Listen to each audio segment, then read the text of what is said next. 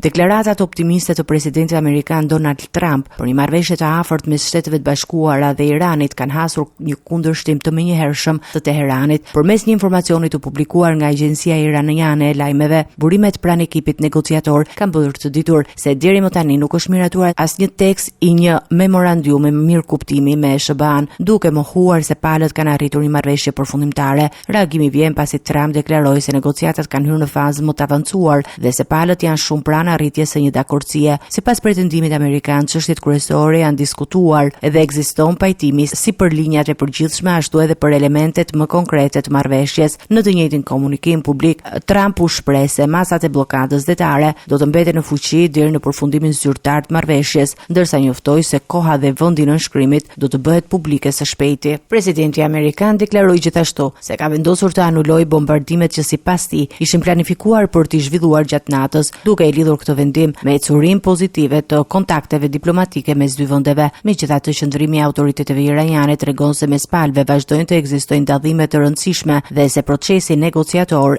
ende nuk ka prodhuar një dokument të miratuar zyrtarisht. Përpasoj mbetet e paqartë nëse bisedimet do të çojnë në një marrëveshje të afërt apo në negociata të mëtejshme në javët në vijim.